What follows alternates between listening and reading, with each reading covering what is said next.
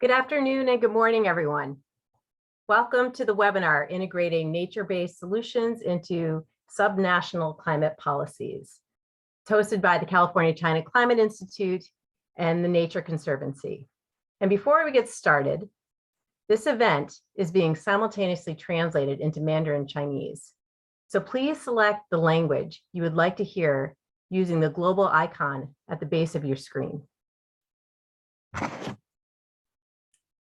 My name is Michelle Passero, and I direct the climate and nature-based solutions work for the Nature Conservancy in California. And I'm honored to moderate today's discussion.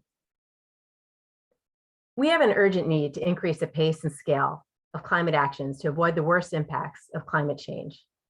The science tells us this, and we are witnessing this in real time, from more severe fires to prolonged drought to more intense flooding to extreme heat. And while we need to pursue multiple actions and solutions, one approach has been underutilized, and that's nature. Nature-based climate solutions are things that are already very familiar to us. They include restoration, protection, and improved management of our forests, our grasslands, wetlands, farmlands, and urban green spaces. And these actions can provide up to 1/3 of the reductions that we need to keep global temperatures below a 1.5 degree increase by mid-century. And they also provide a host of other important benefits, whether that's clean water, recreation, jobs, habitat for wildlife, the list goes on. We just need to accelerate and do more of these actions. And to be successful in addressing this global crisis, we also need collaboration and partnerships across communities and governments, and we need action at all levels. And so this is why I'm excited to moderate this panel today, as it facilitates collaboration across California and China, who have a history of working on these issues together. It focuses on nature-based climate solutions, and it also showcases some of the great examples of work on the ground and the potential to scale up impact through policy. And I just want to give you a couple more housekeeping remarks before we get started and I introduce our speakers today. This discussion is being recorded and will later be available on the California-China Climate Institute website, as well as on the YouTube channel. And if you'd like to direct any questions to our speakers, please use the Q&A function on your screen at any time during this webinar. We'll do our best to answer them live. We also have reserved room at the time, at the end of the discussion, where we have time for question and answer at that point. And if not, we will try to do it afterwards. So with that, I'd like to introduce our first speaker, and I'm pleased to introduce Dr. Jessica Gordon. Jessica is a climate policy fellow at the California-China Climate Institute. She's an international climate environmental policy expert.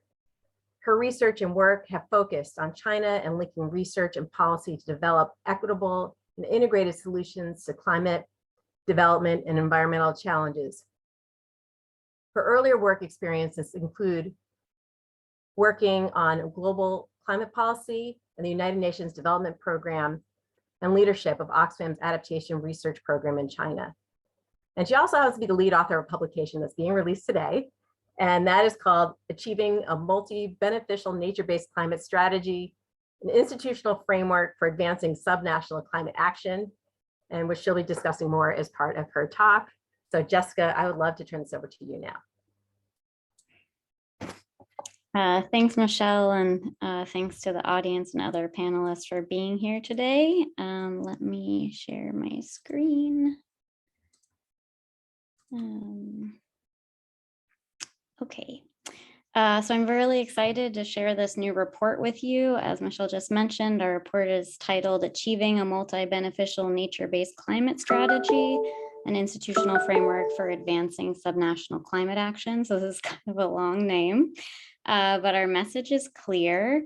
Nature-based solutions are essential climate tools and need to be better integrated into our subnational policies. So today I'd like to present some of our ideas for how we think we should go about doing that. First, I'd just like to thank all the authors of the report whose names are here, and I'm excited to present this to you today. So first, to just take a step back, what is a nature-based climate solution, which today we're going to call NBS, which Michelle's already gone through this, but it is the restoration and protection and improved management across all ecosystems. So why should we integrate NBS into our climate policies? You know, why is it important to think about the natural environment as much as the built environment? So the recent IPCC report has confirmed that really rapid deployment of NBS is essential for us to meet our Paris Agreement compatible pathways. And, you know, NBS has the power to reduce emissions, to build resilience to the impacts of climate change, and also help make our communities thrive. So NBS is unique in that it addresses climate change in this integrated way. It helps, you know, with avoiding emissions, sequestering carbon, improving land use, and also addresses other short-lived climate pollutants. It addresses adaptation to extreme events such as floods and droughts and wildfires and urban heat.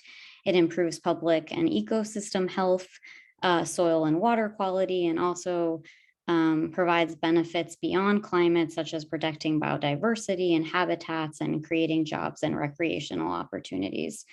So all of these benefits, you know, really add up, and we can see that this is a powerful tool that's really worthy of integration into policy and investment. And so as part of this research, we analyzed various approaches to NBS that could be integrated into subnational policies. We found a lot of them. So there's some promising ones that we've included here across these various ecosystems. And these are all very well evidenced ecosystem approaches that we know produce reductions in emissions, these adaptation benefits that I've described, and also other benefits.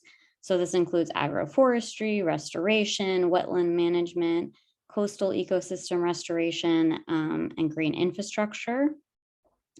So we know that these actions are very promising. We know they bring benefits, and there's really been a lot of excitement recently about NBS, about nature-based climate solutions in international meetings, such as, you know, the COP climate conference and in policy circles. But when we look to see, you know, how NBS was really being used in practice, we found that, you know, it's really not incorporated in very many subnational policies, with California as a big outlier here. And the focus has really been on forests, leaving these other ecosystems that are, you know, in this chart here, and their, you know, very useful practices behind.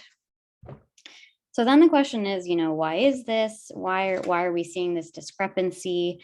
And part of this is how we're defining NBS. So usually, you know, NBS has really been focused on emissions reduction. And so that's kind of left the rest of these benefits that we've talked about, you know, as co-benefits that kind of have sat to the side.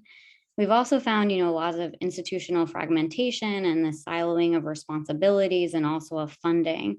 And we know that to achieve this multi-benefit outcomes of NBS, it really requires multiple agencies and actors engaging in the development and implementation and maintenance of these policies. And it also requires financing for these multiple benefits across agencies. So what we really see are these, you know, really structural governance issues that are limiting our ability to integrate NBS. And so in order to fully utilize these ecological approaches that I showed earlier and address some of these governance challenges and advance the use of NBS in subnational climate policies, we're calling for a reimagining of NBS. So what does this reimagining look like? This is our framework, and it has two parts. The bottom part is our principles that guide our work. And then this upper part is these institutional actions to translate these principles into action.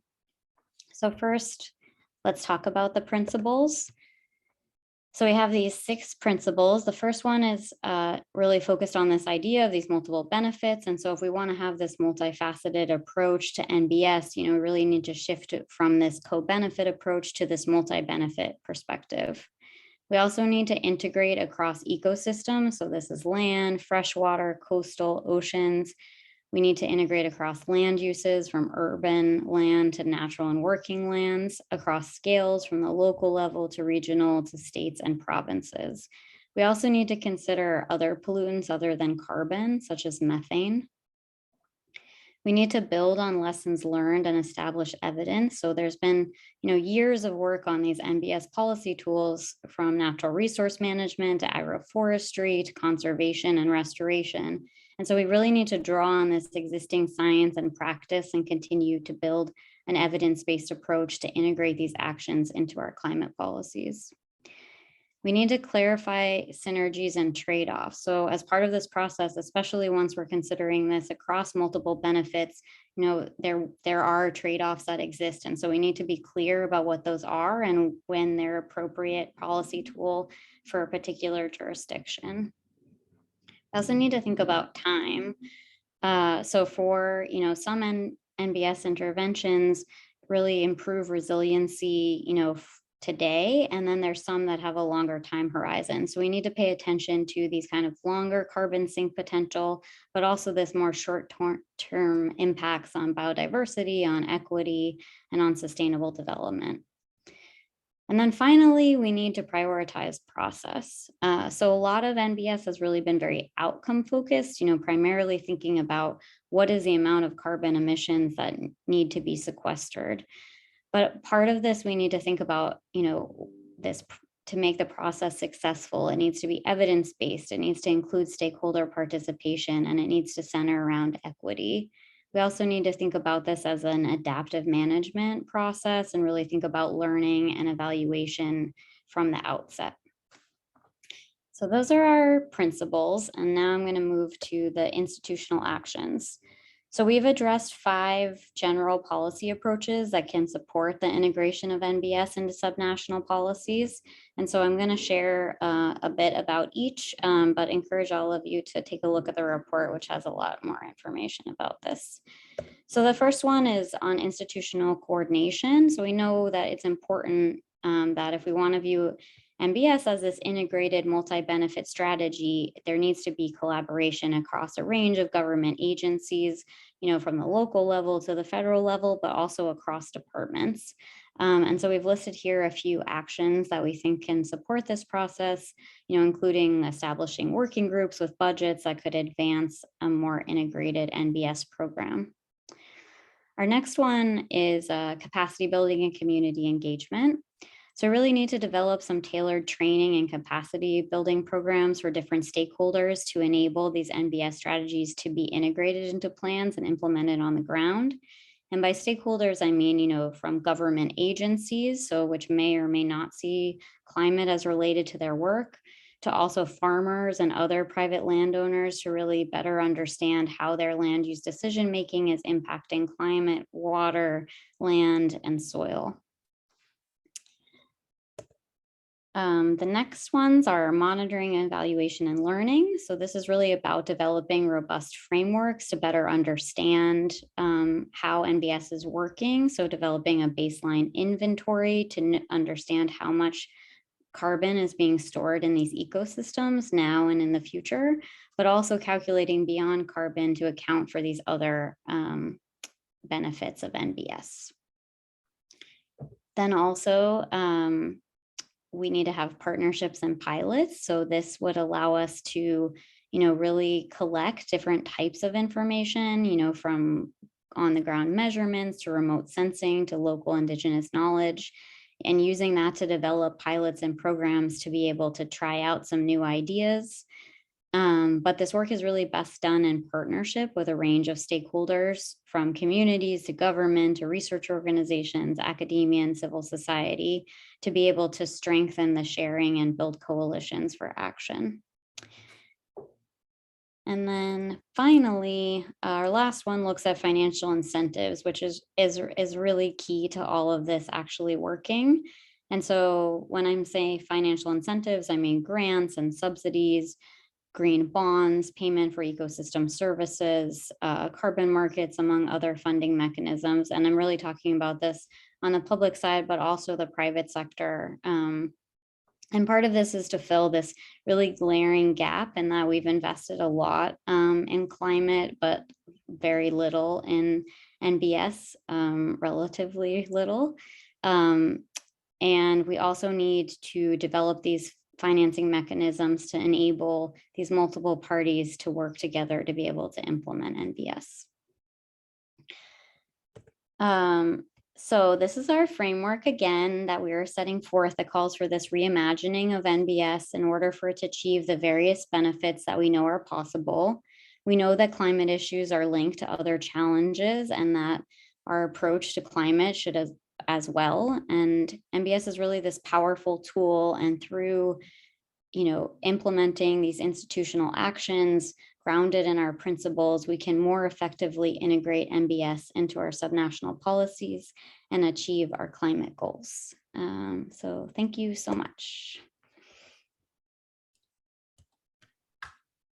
Great, thank you so much, Jessica. This is really a great comprehensive resource. And before moving on to our other speakers, I do want to just take the chance to ask you one more question. You mentioned pilots as part of a way to really integrate and advance nature-based solutions. And so I just would like you, if you can, just to elaborate a little bit more on the value of nature-based demonstration projects for advancing subnational and global climate action. Yeah, sure. That's a great question. So I think, there's a lot of value to demonstration projects. They allow us to, test out new ways to do things, to experiment, to learn. It provides this way for us to see how something works and, how to bring it to scale. It also gives us a way to monitor an intervention from the outset, and to have stakeholders involved in that process to really decide, what are the indicators that we should be looking at. And also to have shared learning so that, one place can test something out in another place and we can see, what this looks like in different contexts. So China does a lot of pilots. It's something that's just part of their governance structure is they like to pilot things. And so one pilot that they've done is called Sponge Cities, which has been this basically a green infrastructure program to reduce flooding and stormwater. And so it's included, developing parks and doing wetland restoration and ponds and basically having more impervious surfaces so that the water doesn't lead to flooding. And so they've done multiple rounds of pilots in these projects and allowed them to kind of try different things in different places. And this has included funding from the national government and also local governments, and has gone from, I think the first one, I'm not sure how many cities it was. I want to say it was like less than 10, and then rolled out then to more than 30 cities. And so that's just one example of a way a pilot could be in our demonstration project. It could be useful. Great. Thank you for that. Right, pilots can be very powerful for many reasons. So thanks so much, Jessica. And so with that, I'd like to transition to our other speakers who will give more examples from the field, both in California and China. And so our first speaker will be Karen Gaffney, who is the Director of Strategic Planning and Communications at North Coast Resource Partnership. And she's also the CEO and co-founder of West Coast Watershed. She's a Switzer Environmental Leadership Fellow and has authored and contributed a variety of peer-reviewed publications on watershed assessment and restoration. She's also a long-term colleague of mine. I really admire her work, and she will share examples of integrated planning and solutions. Thanks, Karen. Great. Thank you so much, Michelle. So great to be here. And thank you to all my wonderful colleagues on this webinar. I'm Karen Gaffney, and I'm going to talk about some of the nature-based solutions that the North Coast Resource Partnership is engaged in. First, I'll give you just a little bit of background about the region in which we work and the partnership itself. So the map on the right shows the region that we define as the North Coast Resource Partnership region, and it is the tribal lands and all or part of 7 North Coast counties. It represents about 19,000 square miles or 12% of California. And it's a source region for biological diversity as well as water with downstream benefits to the rest of the state and the nation. It also sequesters massive amounts of California's carbon in its forests. And it's an economically disadvantaged region. About 50% of the population lives under the poverty line. And it's also home to 34 federally recognized California Native American tribes. And it has been disproportionately impacted by wildfire. Although it's only 12% of California's footprint, it has experienced about 25% of California's fires over the last 5 years. And that has implied, catastrophic outcomes in terms of loss of life and for human communities and smoke and health impacts, but also major impacts to water supply, biodiversity, and the region's forests. And there has been massive emissions associated with those wildfires. The partnership itself, and you can see the photo on the top left, some of our partners there in our leadership council, and that's at one of our tribal partners community centers up north in Eureka. The partnership is comprised of a coalition of hundreds, if not thousands, of partners from throughout the region, and that's federal and state agencies, NGOs, RCDs, tribes, private landowners, et cetera. And we have a representative governance structure called a leadership council, and that is comprised of appointees from the region's 7 counties and tribes. And they govern all of the work that we do and all of the decision making, and it's a representative democracy type of approach.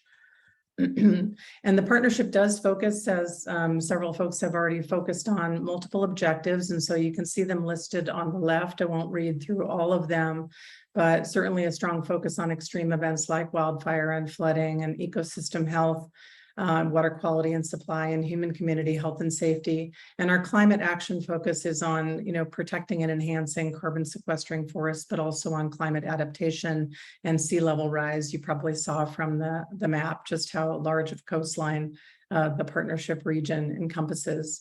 And we do this work at multiple scales, all the way from the 19,000 square mile regional scale down to the hyper-local scale of individual projects. And we engage and support assessments and planning using remote sensing data and local data. We also have a strong emphasis on community engagement, and I'll touch on both of these in a little more detail in a moment. And then we communicate the needs in the region to federal, state, and philanthropic partners. We've brought in about $100 million in funding to date since 2005, and we leverage that at about a 5-to-1 ratio, and that mostly goes to on-the-ground projects. We also have a very strong emphasis on capacity and technical assistance so that kind of all boats rise with the tide and that nobody is left out of the opportunity to apply for and implement projects. And we have a long-term focus on monitoring both at the individual project level and at the regional portfolio scale, and reporting the return on investment to funders that have made investments in the region. And we do engage in policy advocacy as well. So just 2 examples of nature-based solutions that we're focused on, and we have so many, but I do want to just focus in on these 2. So one will focus on wildfire, and then multiple benefits associated with some of that wildfire resiliency work. So this is an example of some LiDAR data that we collected in collaboration with NASA in Sonoma County in the southern part of our region.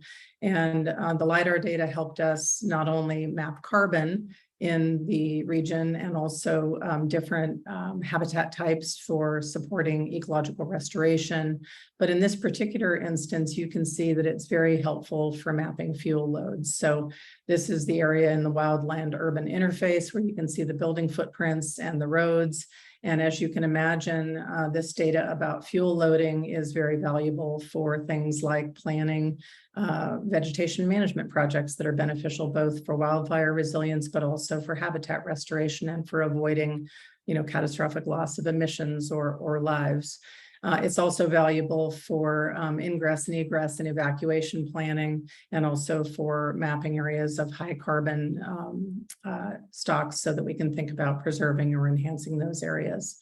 And so these data are linked with whenever we do regional remote sensing analysis or 19,000 square miles, 60,000 foot view level analysis. We also marry that and integrate it with local knowledge, including indigenous science, traditional ecological knowledge, and other practitioner knowledge from the ground. And it's this integration of different scales and different levels of experience that really makes for kind of a 1 + 1 = 10 effect when you get that regional and local information working together hand in glove.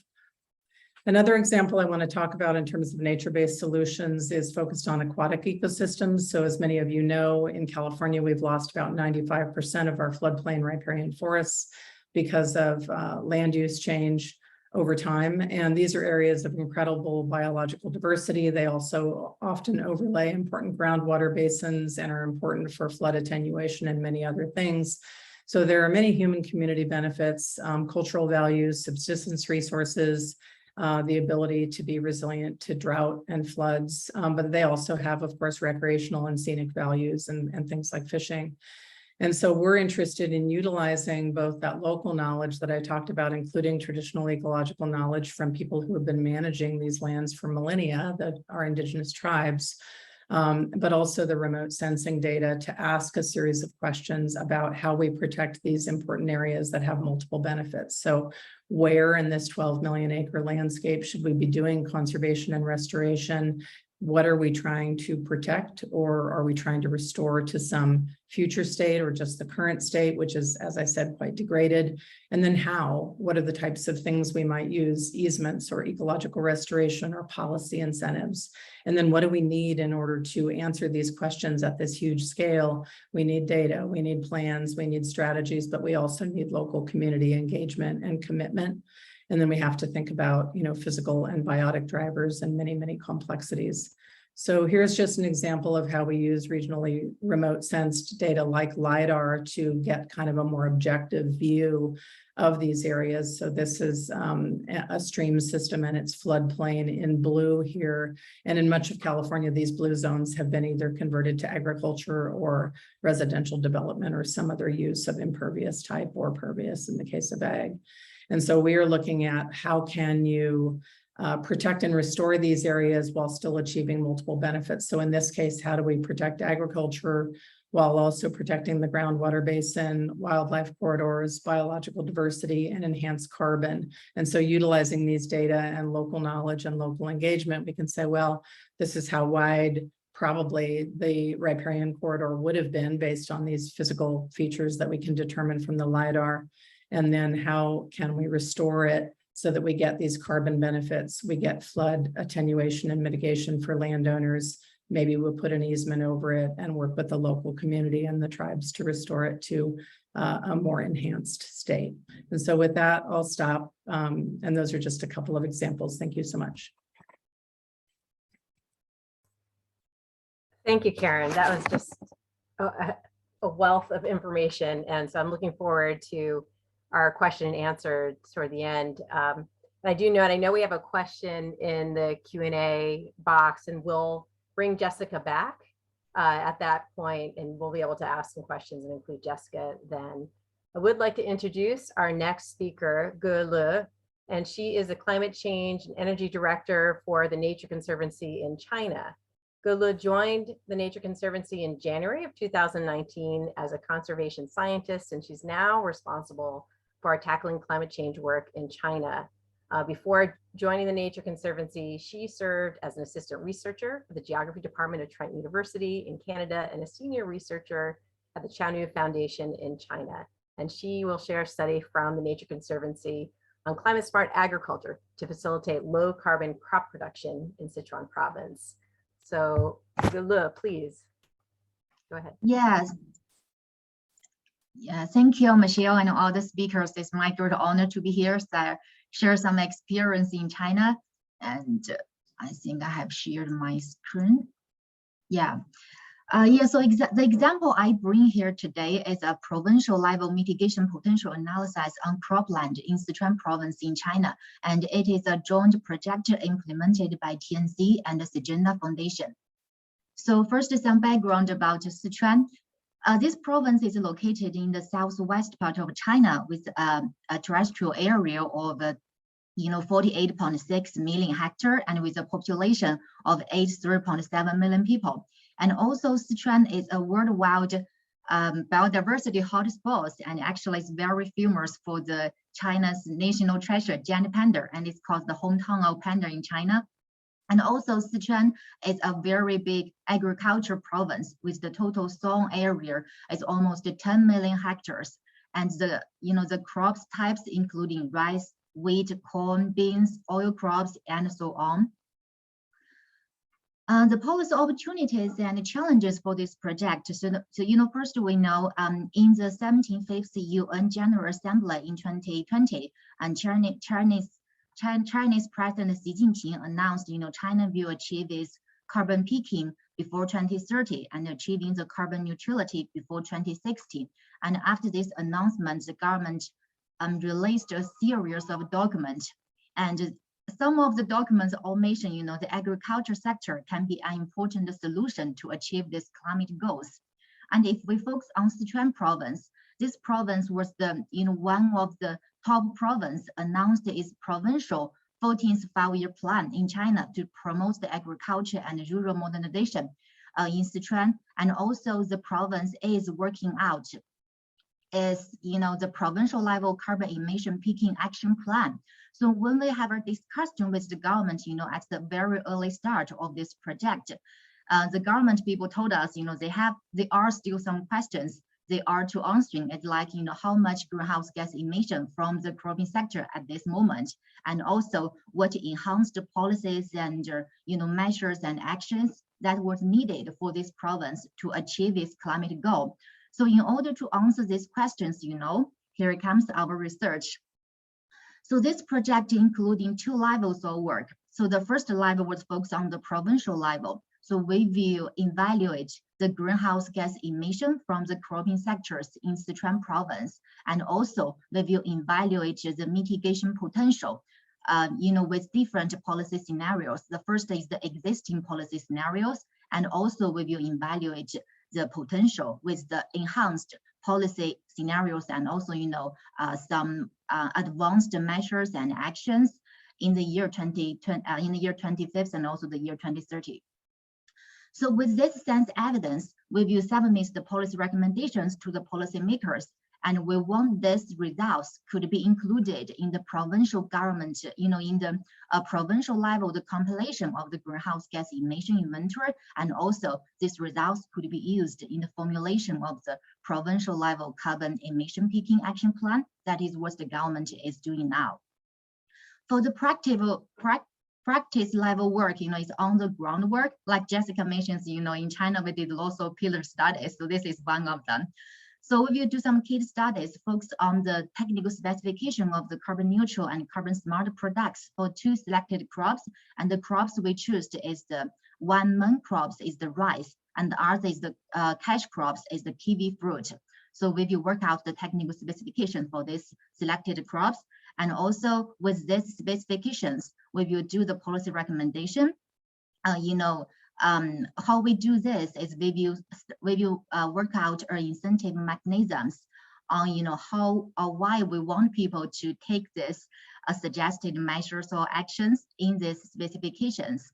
So with these results, we want the government people to implement, our suggested techniques, and also this could help the provincial level, the agriculture enterprises and some related smallholders to achieve their climate goals. So in the long run, what we have found in this project could help this provincial to promote this green and low carbon development. And also what we have done in Sichuan province could set an example for the other provinces, especially the agriculture provinces in China, for their, carbon peaking action plan. So these were some examples is how we choose the pillar size for these 2 typical crops. Like in rice, if you're familiar with the the terrains in Sichuan is a very diverse terrains. So when we choose this pillar site for rice, we work together with the modern agriculture platforms in Staten company, and we choose the 3 different terrains for this rice. The first located in Chengdu Plain, and also one located in the hilly areas, and also we choose the one located in the mountain terrace. For the kiwi pillar site, we choose 3 different business models. Like the first one was owned by the small farmers, and we also choose the pillar site owned by the middle scale farmer. So it's kind of with a big area, and also we choose the one pillar site with the large scale companies. So that is very big area and also very accurate management for this kiwi fruit planting. This is about partners, so collaboration. So since this is a project, we aim to do the policy influence. So at the very early start stage and also in every stage for this project, we include the ideas of the government people, and we will invite them for the kickoff meeting for the the workshops, the seminars, everything in during this project review, including the policymakers in. And also in this project, we work very close with the academia institutes. So we choose the top institute in the greenhouse gas emission in cropping sector, which is the Chinese Academy of Agriculture. We work together with them for this science evidence. And also in order to make sure, all the suggested measures and actions could be taken by the enterprises and the smallholders, we also included, lots of smallholders and the agriculture experts and the local agriculture enterprises in to collect their ideas and their, thinkings about the work we are doing. So, all in all, we think collaboration is our strongest lever for making these changes. So, so this is a project actually, a 2-year project, and it started in last December. So we're still on the way. I wish, if I have more opportunities later, I can share more findings and, ideas about this project. And also, if you are very interested in this project, I have some suggestions and ideas, do feel free to contact us. Yeah, thank you. Back to you, Michelle. Thank you, Gula. Just want to introduce our third speaker, and then we'll move into discussion and question and answers. Our next speaker is Sydney Chamberlain, and she is a project manager for climate and nature-based solutions at the Nature Conservancy in California. And her work is focused on developing and advancing strategies that will accelerate the use of nature-based climate solutions. And she's going to share an example of the Nature Conservancy's work on Staten Island, which is located in California's Sacramento-San Joaquin Delta. So Sydney, please go ahead. Awesome. Thanks, Michelle. I just want to start by saying this is a conversation that's about nature and land, and I'm calling in today from Sacramento, California, which is an area that's rich in heritage, culture, and tradition. And I just want to begin by acknowledging that I'm calling in from land that is traditional territory and unceded land of the Nisenan people who stewarded this land and called it home for thousands of years. And I also wanted to describe, for those of you who are not familiar with TNC, what we do. So we're a global environmental nonprofit working to protect the lands and waters on which all life depends. Climate change is obviously a big threat for that mission. And so we've been working hard to develop a response to that threat. We're an innovator in nature-based solutions and carbon markets. I think that's true in California and more broadly. And we have expertise in a much broader array of management interventions and financing mechanisms, including in partnerships with governments, industry, local communities, and other NGOs. So as we've heard today already, one of the best cases for nature-based solutions can be seen in projects on the ground. And that is an area where the Nature Conservancy is very busy. We have nature-based solutions that are underway in California, across the US, and globally. And today, as Michelle just said, I'm going to share some of that work with you all and tell you about our Staten Island Preserve and the work that we're doing there. So not to be confused with New York, which you might think of when you hear the term Staten Island. Staten Island is actually a property that's located in the Sacramento-San Joaquin Delta. And I know many of you on this call may not be from California or be familiar with this region. So if you haven't heard of it, the Delta is a really unique area. And there's a map here on the left that kind of shows you where this area is relative to Sacramento and where it is relative to the state. So this is an area that's got a lot of biodiversity, a lot of natural resources, and also really important for infrastructure. So it's where the Sacramento and San Joaquin rivers meet, and this forms the largest estuary on the West Coast. It's an area that's a crucial hub for California's water infrastructure. So something like 2/3 or more of all Californians get their fresh drinking water supplies through the Delta. And then also California's robust agricultural engine is also getting its clean water supplies through this area. So it's very important for California's economy, for people having access to clean water supplies, but it's also a really critical area for habitat. It's an area that lies along the Pacific Flyway, so lots of migratory birds, lots of important fish and other species. So a really important and interesting region in the state that has a very rich and complex history. The project I'm going to talk about is outlined on the map in green here. So this is where Staten Island sits in the Delta. And it's kind of like right in the middle of this really interesting and important dynamic region. And so the photo on the right-hand side here shows you an aerial picture of the map. And actually what you'll see from looking at this map on the left is there's a lot of islands on the Delta. And the way, they're islands, it's not maybe islands the way you typically think about an island on the ocean. These are islands in the sense that the land here is kept separate from water by earth-made levees. And the soils in the Delta and on Staten Island are rich peat soils, which when they're not flooded, if these soils are exposed to air, they oxidize, and then that causes the land to sink, or what we call subside. So the land here on all these islands is actually below the level of the water and would actually flood without the levees next to them. So that's how they're islands.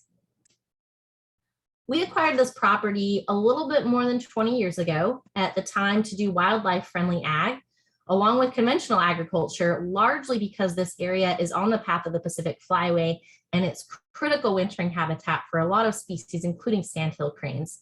But we've learned a lot in the last 20 years about climate change, right? And so as TNC and others have learned about climate change, about sea level rise, about threats to these levees, threats to this infrastructure here, we've realized we need to do things a little bit differently. And so what we're doing now is truly what you could call a multi-benefit solution. And this is one of the reasons I love this project, by the way, and Jessica mentioned this in her remarks, that the multi-benefit nature or aspect of nature-based solutions is something that has often been overlooked, but it's one of the most important pieces of these solutions. You're really achieving multiple goals at the same time. And that's what we're doing with this project. So what we call our project at Staten is a mosaic operation. And we use the word mosaic because what we're doing here is we're pairing agricultural changes with wetland restoration. And so specifically what we're doing is we're converting 4,000 acres of corn crops to rice. And then we're also planning right now the restoration of 1,000 acres of seasonal wetland that will lie adjacent to the rice. And so collectively, it's a 5,000 acre project. And that is actually going to be an offset project in California's voluntary carbon market. So we're in the process of registering this as part of California's voluntary carbon market. And I just want to give you a snapshot. I'm not going to have long remarks here. I'd love to hear questions from folks, but what I really wanted to share is the power of the many benefits that we're getting from this project. And so we can start to think about what we can learn from it. So first of all, we have carbon benefits. And the carbon benefits here are coming from both the rice crops and from the wetland restoration. So both of those things together. And we're using a methodology that was designed relatively recently. It's a methodology that's run by the American Carbon Registry, and it's called the California Deltaic and Coastal Wetland Restoration. So it's pretty new. I think this methodology was developed in about 2017. To my knowledge, no one has yet sold or earned credits with this methodology, although I think other folks are starting to get there. But I think this project will be one of the first to actually earn credits from this methodology. And we'll probably be at that state of earning credits in about a year, maybe a little bit more. So that's where we are. And you can see here, we have a number, 350,000 metric tons of carbon dioxide equivalent that we expect to cumulatively reduce by the year 2050. But it's not just about carbon. We get so many other benefits with this work. So like I said earlier, this is a piece of property that lies directly on the Pacific Flyway, and every year thousands of birds winter here. We get something like 7,000 sandhill cranes in the winter, which is really fantastic. And so this project is not only producing carbon benefits, but it's also creating and supporting habitat for these birds and then for other species as well. And then, talking about water is this huge issue in California. As I think many folks are aware, we have a very strong drought problem going on right now. And so the wetland restoration that we're doing, the work we're doing with the rice, those things help contribute to groundwater recharge on one hand. And then another important thing that they do is to stop peat soils from oxidizing. So when you take these peat soils that are exposed to the air and you cover them with water, they're not exposed to the air anymore. And that stops that ground subsidence. And this photo on the right-hand side of the slide kind of captures in a snapshot just how much ground subsidence we're talking about. And this photo was not taken at Staten Island. It's a different spot within the San Joaquin Valley, but it gives you a sense, from 1988 to 2013, the ground sank pretty much the whole height of this person. And that's a lot. So California has some of the most extreme ground subsidence in the world.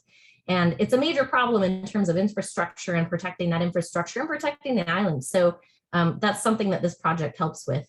And when we talk about people, it's not just about the water infrastructure. There's also energy and transportation infrastructure, but it's about people too. There are a lot of communities that live out in the Delta.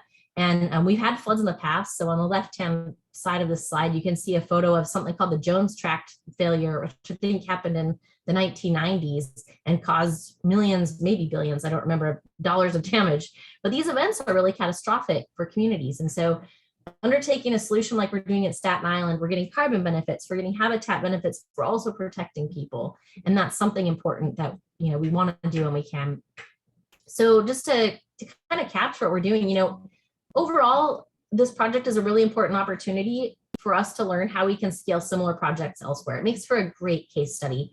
On one hand, it shows as a powerful demonstration to farmers and to landowners that they can adopt more climate and wildlife friendly ag practices and still have a profitable operation.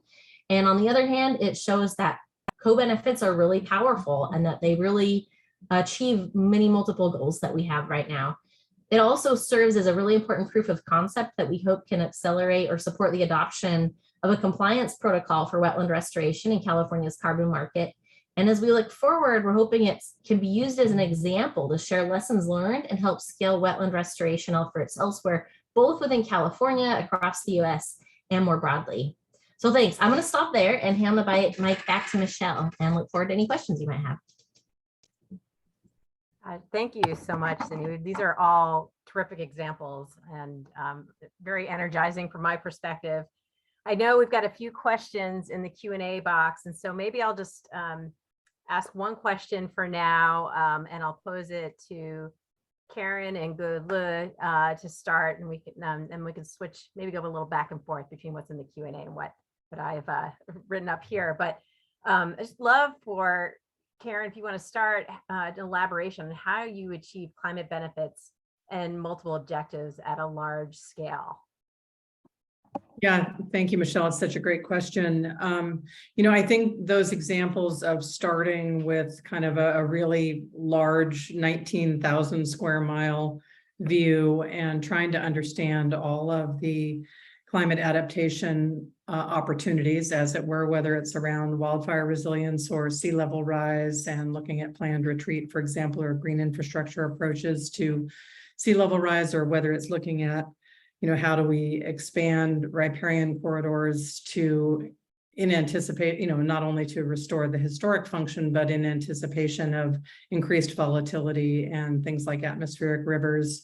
We have to actually build more resiliency into the system than it's ever had.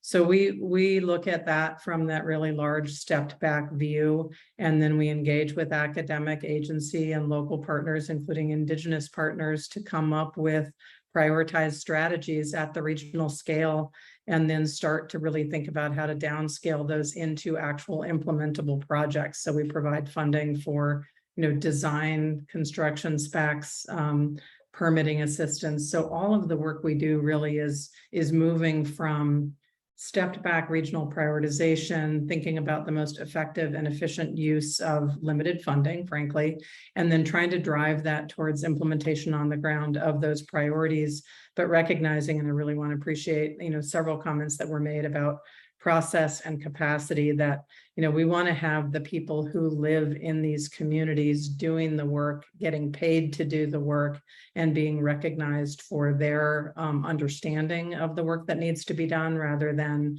you know, articulating a whole set of priorities and then having outside entities come in and implement them. So I think it's really a continuum from that really stepped back view all the way to the ground, and recognizing kind of the principles of equity, fairness, engagement, and local leadership throughout every step of that process. Thank you, Karen. And I'd like to, you know, I don't know if you want to react to what Karen has said, or maybe you have some other points to make, but I'd love to hear from your perspective from your work in China as well, please. Yeah, thank you, Michelle. It's definitely a good question. So I think, you know, for the example I bring today is some, you know, example in Sichuan province, and the title, you know, for this project is called Climate Smart Agriculture. So actually, when we mention climate smart agriculture, it has three indicators, I have to say. You have to have the mitigation, climate mitigation effect. You have to have the climate adaptation effect. And also the way you choose, you know, have to increase the productivity and the incomes for the farmers, right? So, I mean, for the work we are doing right now, for each suggested, actions and measures, besides the mitigation effects, we will also measure the adaptation effects. It may not as that quantitatively, as mitigation one, but we will try our best, to give the our evaluation on the adaptation to climate change. And also, we will do the cost-effective analysis for each suggested measures, to make sure, this will bring some more incomes to the farmers, because there are so many small farmers, in China, maybe compared with other countries, a little bit different. They don't care about the climate change effect as much. They only cares about, how much you could bring to them, right? So I think, once the government publish some document, if they really want the small farmers to take this action, they have to think about the cost effectiveness of the measures, they want the small farmers to do. And the way is, we are the bridge, connected small farmers with the government people, and we want them to know each other well, and both the climate effect and also the, the incomes of the smallholder could, win-win. So this is how I think we want to do this large scale effect. Yeah. That's great. Thank you so much, Gudla. I'm going to go back and forth here. I'm looking at the Q&A box. I know we're about 10 minutes left. This is a question for Jessica. And it says, for the listed institutional actions like partnerships and community engagement, what are the similarities and differences between the United States or California and China context? This is a compound question. And given that, what areas could provide opportunities for cooperation? Yeah, thanks for that great question. I feel like, after I presented, we got some really good examples of how this is working in California and in China. And so I think you can see kind of the role of partnership in both places, the way that Gula's presented how they're working with, research institutes and the government, and then also, as an NGO in China, and, we see similar models that are happening here. And so these kind of feel like there is definitely collaboration happening in both places. In terms of places for cooperation between China and California, I think there's also a lot of really fruitful areas where we could work together. One of those is that, California has recently released their final natural and working lands climate smart land use strategy. And China has also been doing their land use planning and thinking about different types of land in terms of ecological land and urban land and agricultural land. And so I think that there's lots of good exchange that could happen between both sides, and thinking about, how do you do land use planning given, the multiple stressors and climate needs, and also, these other land uses that are just part of, urbanization and development. Also, we're talking about climate smart agriculture, and I feel like, there are lots of farmers in both California and in China, and so that there's a lot of exchange that could happen around, healthy soils work that's happening in California.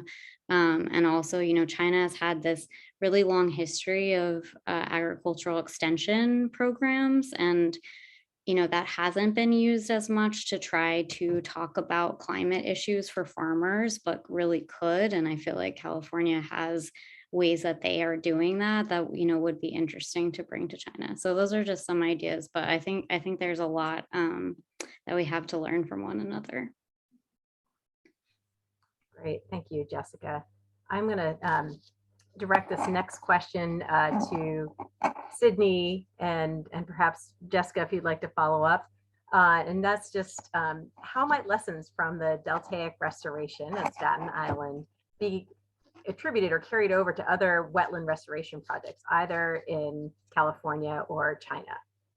Thanks, Michelle. That's a really great question. And I think it's interesting looking at it, because at first glance, it seems like Staten Island is in this really unique part of the state, and it's so different from anywhere else. But, when you're talking about wetlands and these rich peat soils, there's a lot of places that are not that different from Staten. So I'd say there are kind of two categories from which we can really learn from. One is like science and technical, like doing the work on the ground, understanding what the various trade-offs are, especially with a multi-benefit solution. Sometimes it can be complex to think through the trade-offs. Do you maximize carbon benefits? Do you maximize habitat benefits? Is it some kind of a ratio of those things? So I think thinking through some of those technical questions is something that definitely can serve as a case study for future projects.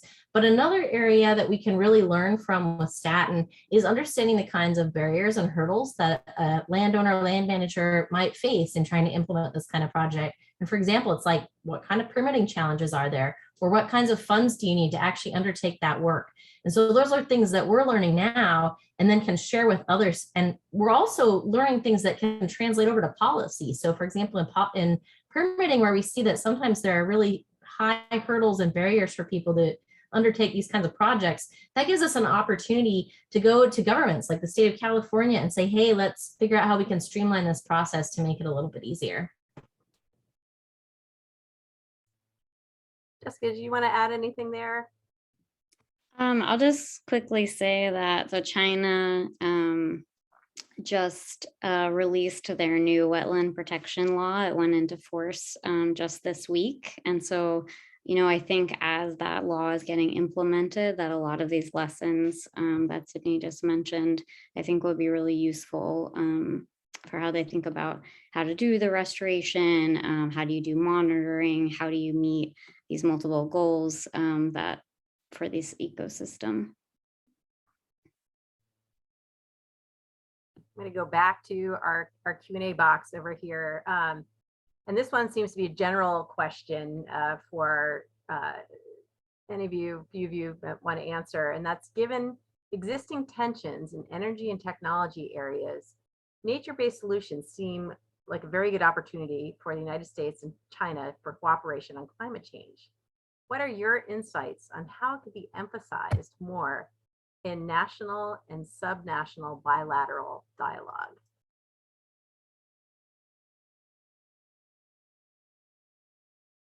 Well, I can take a first stab and would love to hear also what the other panelists think. My perception is that maybe these solutions are less well known than others. And so I think one of the pieces of this puzzle is doing a lot more education and outreach so that people are aware of the suite of solutions, of the potential that they have. And especially when you connect it to multi-benefits and these other goals that we've set out for our societies, I think that's a piece of it. I think another piece of it is just sharing these lessons learned, doing what we're doing now, and really elevating the role that nature can play. It seems like sometimes nature has been seen as like the nice to have rather than the must have when it comes to climate change. And I think changing that dialogue is connecting people to the work that we're doing on the ground and showing them, here's how we actually achieve these multiple goals at the same time. Would anybody else care to chime in? I mean, the one thing I will note, and many may be aware of this, is that California and the Ministry of Ecology and Environment recently signed a memorandum of understanding to work together on climate change, and nature-based solutions are a part of that. So there is, I think it just underscores that there is a terrific opportunity here, and there's momentum. And so, having this kind of dialogue and more of them and exchanges are certainly a part of that effort. I know we're getting short on time here, and so we may need to follow up on some of the questions that are left in the Q&A box. I want to just do like a quick round, if you don't mind, just to ask just for a quick sentence back as a way for us to wrap this up for all of the speakers. If you could wave a magic wand, where would we all be 10 years from now in addressing climate change and nature-based solutions? And I don't know, Karen, we could start with you and then we'll go quickly around as a way to wrap up the discussion. Great question. Very briefly, and this is only one small piece of it, but I would say we would have a widespread and very deep understanding on the part of the entire public, the entire community, about how important these nature-based solutions are and all of the incredible benefits that these ecosystems provide for us. And as a result, we would see orders of magnitude more significant investments in their protection and enhancement. Thank you. Good, Lily. I see you next in the box if you'd like to go. Yeah, I really think, I couldn't add more to Karen's opinions. It's very good. Yeah, so maybe the thing I want to add is keep planting trees, in the right place, in the right way. Yeah.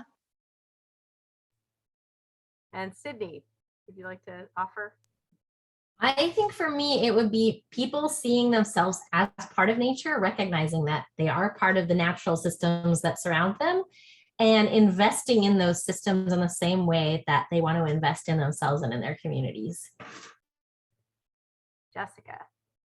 These are really great.